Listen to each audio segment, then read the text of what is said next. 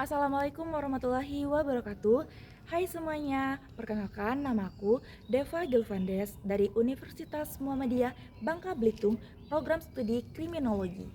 Oh ya, teman-teman tahu nggak sih bahwa tanggal 2 Januari 2026 bakal ada KUHP terbaru loh.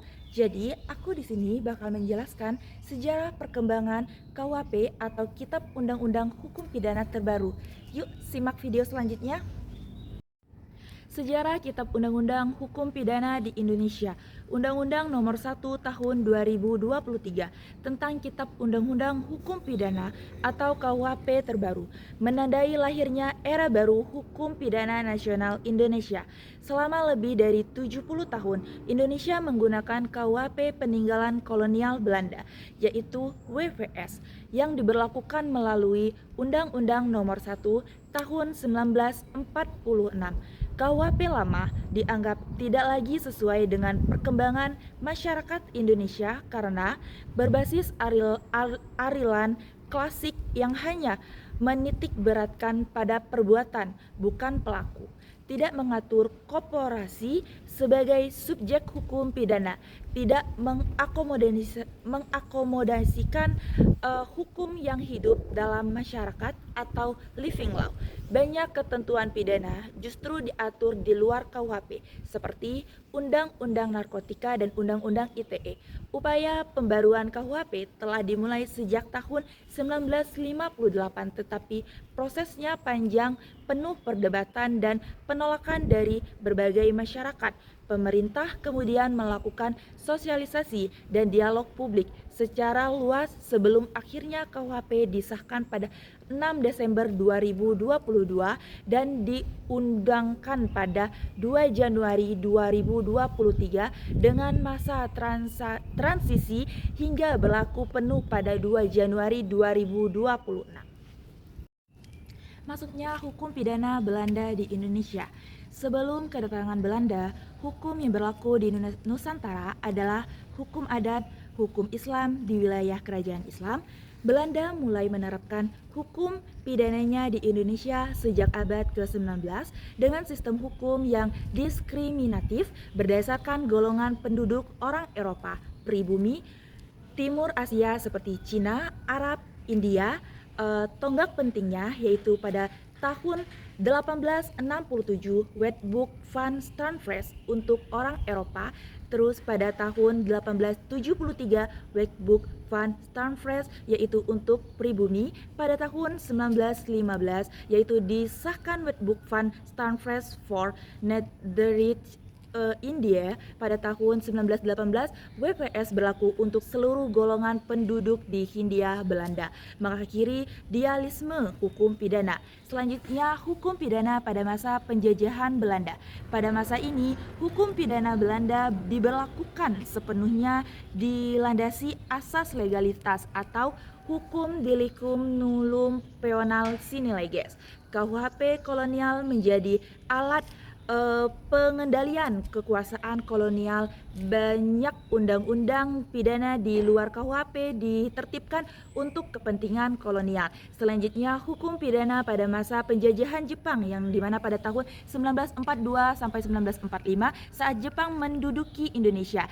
Jepang mengakui keberlakuan KUHP Hindia Belanda, namun juga menerapkan hukum pidana militer Jepang atau Gunsei Kaizirei.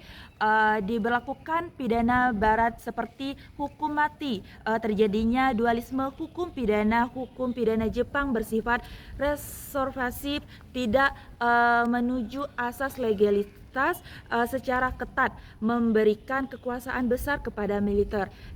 Selanjutnya, hukum pidana pasca kemerdekaan. Undang-Undang Nomor 1 Tahun 1946 tentang peraturan hukum pidana. Undang-undang ini menjadi dasar hukum pidana nasional setelah kemerdekaan, dengan pokok-pokok penting yaitu seperti menetapkan bahwa hukum pidana yang berlaku adalah hukum pidana sebelum 8 Maret 1942, mencabut hukum pidana Jepang, mengubah istilah kolonial menjadi istilah Indonesia.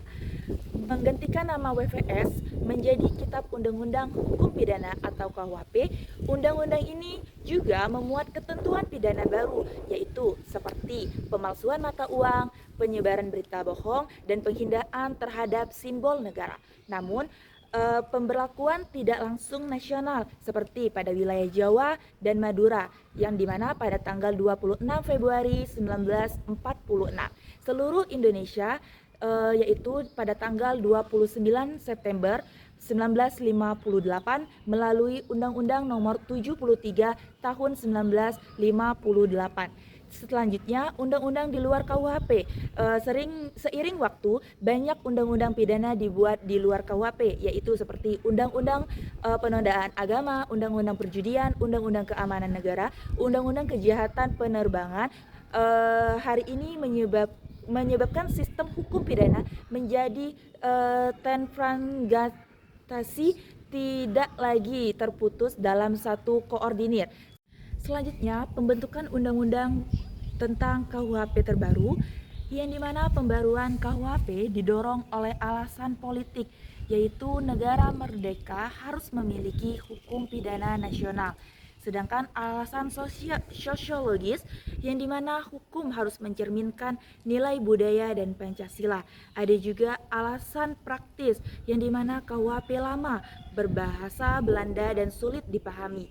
Pembaruan hukum pidana harus bersifat menyeluruh, sistematik, yang dimana meliputi perbuatan pidana, pertanggungjawaban pidana, dan juga sanksi. Selanjutnya, proses pembentukan RKUHP yang dimana periode 1958 sampai 2000-an dibentuknya Lembaga Pembinaan Hukum Nasional, yang dimana dimulai penyusunan konsep KUHP nasional, yang dimana fokus pada dekolonialisasi hukum pidana. Selanjutnya pada periode 2001 sampai 2011 penyempurnaan naskah akademik, masuknya konsep HAM dan juga demokrasi. Selanjutnya pada periode 2012 sampai 2014 RKUHP mulai dibahas di DPR dan mendapat perhatian publik, dan selanjutnya pada periode 2015 sampai 2019 penolakan publik besar-besaran, pengesahan pun ditunda. Selanjutnya pada periode 2020 sampai 2021 pemerintah membuka dialog nasional yang dimana revisi pasal-pasal kontroversial, dan selanjutnya pada periode 2022 sampai 2023 RKUHP disetujui DPR pada 6 Desember 2022 dan diundang menjadi Undang-Undang Nomor 1 Tahun 2023 dan berlaku efektif mulai 2 Januari 2026. Sekian penjelasan tentang sejarah perkembangan KUHP terbaru dari aku. Sampai jumpa teman-teman.